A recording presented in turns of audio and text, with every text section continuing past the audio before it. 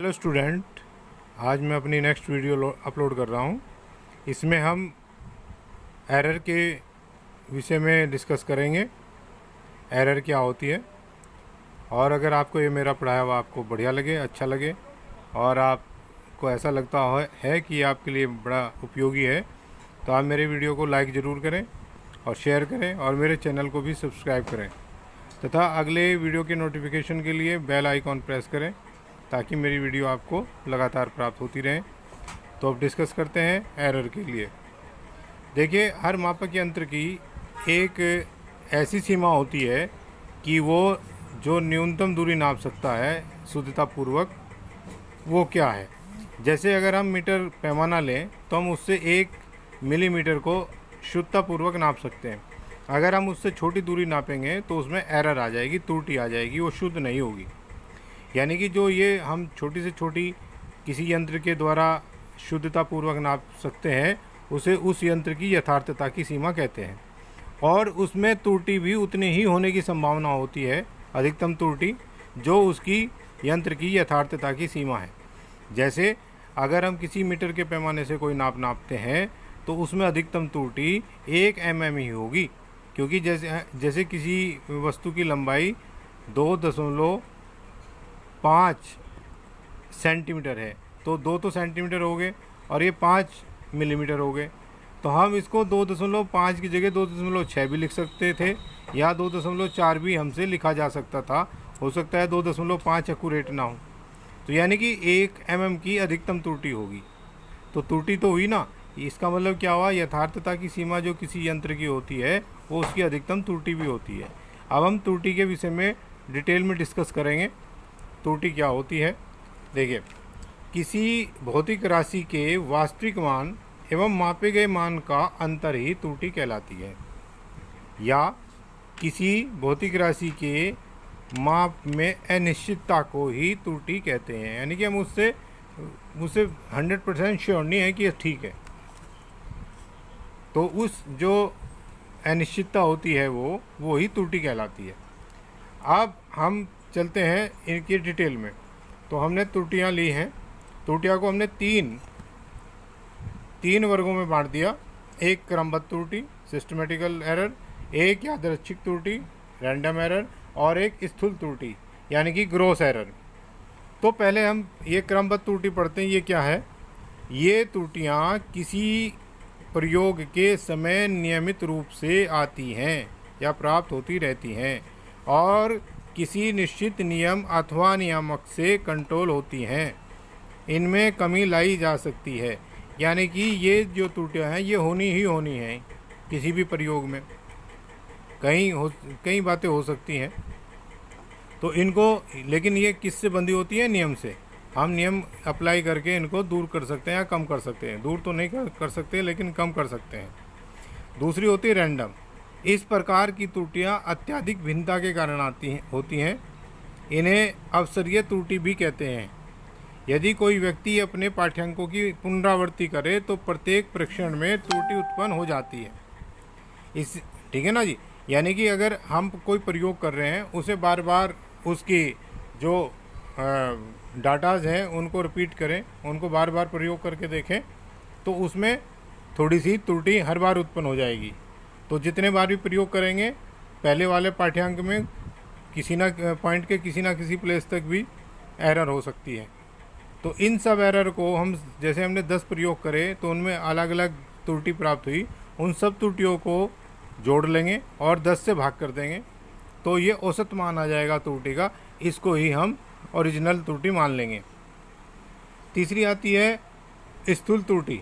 ये होती है व्यक्ति की असावधानी के कारण। यानी कि अगर व्यक्ति ढंग से किसी पैमाश को या किसी मापन को नहीं कर रहा है, या पाठ्यांक गलत ले रहा है, या पाठ्यांक को गलत तरीके से लिख रहा है, या पाठ्यांक को गणना के समय गलत तरीके से रख रहा है, ये त्रुटियां तब उत्पन्न होती हैं। अब हम जो लेंगे, यो हमने पहले त्रुटि ली थी क्रमबद्ध त्रुटि। अब इसका क्लासिफिकेशन किया हमने। ये 5 प्रकार की होती हैं। एक तो होती है, तो इसमें हमने इसको 5 भागों में विभक्त किया है।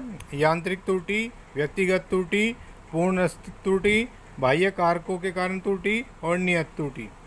तो यांत्रिक त्रुटि पर डिस्कस करते हैं। ये त्रुटि यंत्र की, जैसे इसका नाम ही है, ये त्रुटि यंत्र की संरचना की बनावट एवं निर्माण में त्रुटि के कारण उत्पन्न होती है। यानी कि हमने कोई स्केल लिया, वो ढंग से नहीं बना हुआ है फैक्ट्री में, उसके जो मार्किंग है वो सही नहीं है, उनके जो निशान लगे हुए हैं उनमें प्रॉपर गैपिंग नहीं है, आदि के कारण उत्पन्न हो सकती है। या जैसे एक ही यंत्र में विभिन्न पैमाने हैं, 2 पैमाने हैं, 3 पैमाने हैं, जब शुरुआत करते हैं, जब उससे कोई पैमाना नहीं कर रहे तो उसके सारे शून्यंक एक सीध में आने चाहिए। जैसे वर्नियर कैलिपर्स, उसमें 2 पैमाने होते हैं, एक मुख्य पैमाना और एक वर्नियर पैमाना। तो जब हम कोई माप नहीं करते तो उनको शून्यंक को मिलना चाहिए, दोनों शून्यंक आपस में मिल जाने चाहिए। अगर उनमें थोड़ी सी भी दाएं बाएं है कोई सा भी शून्यंक दूसरे शून्यंक से, तो उसमें शून्यंक त्रुटि उत्पन्न हो जाती है। इसे यांत्रिक त्रुटि ही कहते हैं। दूसरी आती है व्यक्तिगत त्रुटि। व्यक्ति की अनुभवहीनता के कारण उत्पन्न होती है, जैसे मापक उपकरण को ठीक से समायोजित न करना, असावधानी से पाठ्यांक लेना। यानी कि जो व्यक्ति अनुभवहीन है, अगर वो कोई मेजरमेंट करने लगे तो उसमें उसकी अनुभवहीनता के कारण जो त्रुटि उत्पन्न होगी उसको व्यक्तिगत त्रुटि कहते हैं। यानी कि उसके द्वारा, प्रयोगकर्ता के द्वारा उत्पन्न त्रुटि, उसकी असावधानी के द्वारा। तीसरी आती है पूर्णस्था त्रुटि। वे त्रुटियाँ जिनका कारण ज्ञात होते हुए भी दूर नहीं की जा सकती, जैसे विकिरण में हानि होने के बाद ऊष्मा का मापन। यानी कि कोई गर्म वस्तु है, उसको हमने उसका टेम्परेचर को नापना है, और जब वो अपने से ठंडे माध्यम में रखा जाएगा तो लगातार वो अपनी हीट को उत्सर्जित करेगा, जिससे उसके तापमान में कमी आ जाएगी। लेकिन हम ये जानते हुए भी फिर भी उस वस्तु का ताप नापते हैं, और मान लीजिए 25 डिग्री सेल्सियस आता है तो 25 डिग्री सेल्सियस हमने उस वस्तु का ताप लिख दिया, ये जबकि एक्यूरेट नहीं होता। तो इसमें जो त्रुटि आई है, क्योंकि ठंडी हो चुकी होती है जब तक हम नापेंगे, तो उसको कहते हैं पूर्णस्थता त्रुटि। इसके बाद आता है बाह्य कारकों के कारण त्रुटि। प्रयोग के समय ताप, दाब, वायु, वेग, नमी आदि के बाह्य कारकों में जो परिवर्तन होने से उत्पन्न होती है, या गर्मी हो गई, हवा चलने लग गई, उस त्रुटि को बाह्य कारकों के कारण त्रुटि कहते हैं। और 5वीं होती है नियत त्रुटि। यदि सभी प्रेक्षणों में समान त्रुटि की पुनरावृत्ति होती है तब यह त्रुटि नियत त्रुटि कहलाती है। मान लीजिए हमने किसी पैमाने से किसी लंबाइयाँ नाप रहे हैं और हमें पता है 10 सेंटीमीटर पर 1 mm की त्रुटि हो रही है, तो ये नियमित रूप से होगी। या किसी वेविंग मशीन से हम कोई वेट तोल रहे हैं, हमें पता है कि प्रति किलो पर 5 ग्राम इसमें त्रुटि आती है, कमी आती है या अधिकता आती है, तो ये लगातार उत्पन्न होगी। तो ऐसी त्रुटियों को नियत त्रुटि कहेंगे।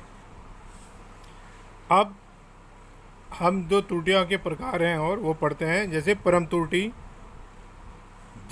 त्रुटि, आपेक्षिक त्रुटि एवं प्रतिशत त्रुटि।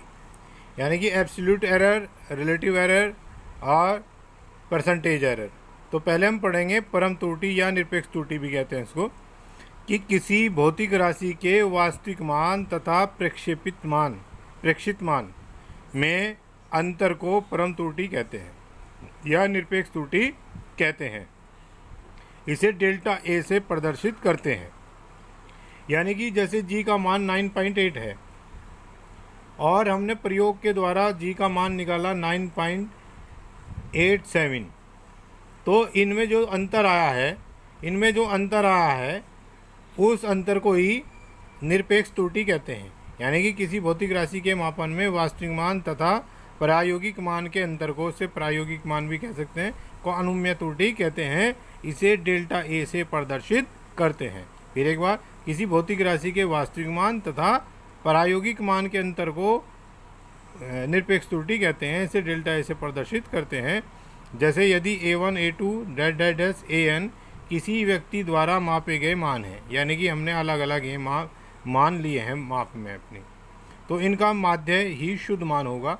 तो हमने पहले क्या करा था, जो पीछे निकाला था, हमने सबका माध्य मान ले लिया था। तो माध्य मान निकालने के लिए सारे मानों को जोड़ दिया और जितनी संख्या उससे डिवाइड कर दिया, यह आ गया माध्य। निरपेक्ष त्रुटि निकालने के लिए क्या करेंगे, डेल्टा A1 इस माध्य मान में से, क्योंकि असली त्रुटि से माना जाएगा, जो ये A1 त्रुटि है, ये घटा देंगे। दूसरे डेल्टा A2 यानी निरपेक्ष त्रुटि निकालने के लिए माध्यमान में से A2 घटा देंगे। इस प्रकार सबको घटाते चले जाएंगे और ये निरपेक्ष त्रुटियाँ आ जाएंगी। निरपेक्ष त्रुटि का मान नेगेटिव या पॉजिटिव हो सकता है, परंतु इसका परिमाण सदैव पॉजिटिव ही लिया जाएगा। उसका परिमाण सदैव पॉजिटिव होगा, ये याद रखना। नोट लिख दिया मैंने इसमें। जैसे हम न्यूमेरिकल करेंगे फिर समझाएंगे इसको, वहाँ पे आपको ज़्यादा समझ में आ जाएगा। इसके बाद आती है माध्य निरपेक्ष त्रुटि यानी कि औसत, इसका भी एवरेज।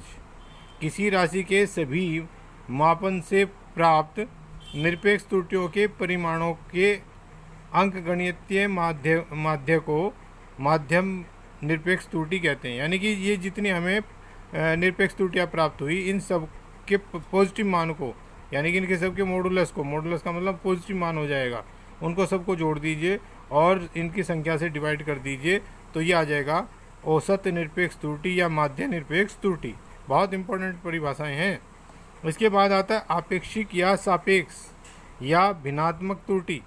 आपेक्ष त्रुटि जो होती है, जो हमने ऊपर माध्य निरपेक्ष त्रुटि निकाला है, माध्य निरपेक्ष त्रुटि को अगर ऊपर निकाले गए मध्यमान से डिवाइड कर दें तो आपेक्षिक त्रुटि आ जाती है। यानी कि माध्य निरपेक्ष त्रुटि अपॉन माध्य निरपेक्ष मान या माध्य त्रुटि। अब आती है प्रतिशत त्रुटि।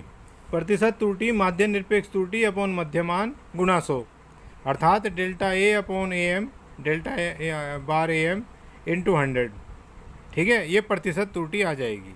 अब एक एग्जाम्पल लेंगे, इससे हम और समझेंगे। पानी का पूर्णांक 1.29, 1.33, 1.34, 1.35, 1.32, 1.36 माना गया। ज्ञात करो औसत मान, निरपेक्ष त्रुटि, आपेक्षिक त्रुटि, प्रतिशत त्रुटि। इसमें सारे तो म्यू से रिप्रेजेंट करते हैं हम इसको, पानी के पूर्णांक को। तो म्यू एम निकालेंगे, पहले क्या जोड़ेंगे, μ1 plus μ2 plus μ3 plus μ4 plus μ5 plus μ6 according to question जो डेफिनेशन है, अपॉन 6 है, तो 6 इनको सबको जोड़कर हमारे पास आ गया 7.99 अपॉन 6 और म्यू आ जाएगा 1.33। इसके बाद हम निरपेक्ष त्रुटियाँ ज्ञात करेंगे। जैसे हमने डेल्टा A1 ज्ञात करी थी, यहाँ डेल्टा μ1 ज्ञात करेंगे। तो जो म्यू एम आता है औसत मान, उसमें से μ1 घटाएंगे, इसी तरीके से μ2 घटाएंगे, इसी तरीके से μ3, इसी तरीके से μ4, μ5, μ6 घटाते चले जाएंगे। और घटाने के बाद ये हमारे पास मान आ जाएंगे 0.04, 0.00 यानी कि 0 बच गया, माइनस 0.01, माइनस 0.02, 0.01, माइनस 0.03। अब माध्य निरपेक्ष मान के लिए इन सब को क्या करेंगे, हम ऐड कर देंगे। ठीक है, इन सब को ऐड करने के लिए तो माध्य निरपेक्ष त्रुटि निकालने के लिए ये जो हमें निरपेक्ष त्रुटियाँ प्राप्त हुई है, इनके मॉडुलस ले लेते हैं। मॉडुलस में जो नेगेटिव है वो भी पॉजिटिव हो जाएंगे। सबको जोड़कर 6 से डिवाइड कर देंगे, तो हमारे पास ये माध्य निरपेक्ष त्रुटि जो आ गई है, डेल्टा म्यू ऊपर बार लगा रखा है, ये आ गई 0.11 अपॉन 6, यानी कि हमें प्राप्त जो हो गई है वो हो गया 0.0183। अब आपेक्षिक त्रुटि निकालेंगे। आपेक्षिक त्रुटि के लिए ये जो माध्य निरपेक्ष त्रुटि है इसको, तो अब हम इसको आपेक्षिक त्रुटि के लिए जो हमारे पास माध्य निरपेक्ष त्रुटि आई है उसको औसत मान से डिवाइड करेंगे। तो माध्य निरपेक्ष त्रुटि है हमारे पास 0.0183 और जो माध्य मान है 1.33, तो 0 लगा लेंगे, ये पॉइंट उड़ा देंगे, काटने के बाद ये आ जाएगा 0 प्लस माइनस 0.013759। इसको लिख सकते हैं हम प्लस माइनस 0.0138 लिख लिया हमने, तो लगभग नियर अबाउट हो गया है। इसके बाद प्रतिशत त्रुटि निकालने के लिए आपेक्षिक त्रुटि में 100 से मल्टीप्लाई कर देंगे, तो इस प्रकार हमें प्रतिशत त्रुटि प्राप्त हो जाएगी प्लस माइनस 1.38%। तो मैंने आज अपने इस वीडियो में बच्चों आपको एरर और उसके प्रकार पढ़ाए हैं। अगर आपको ये वीडियो अच्छे लग रहे हैं तो अपने कमेंट बॉक्स में ज़रूर कमेंट करके बताएं, या बुरे लग रहे हैं तब भी बताएं, तो आपकी सलाह ज़रूर मानी जाएगी। धन्यवाद।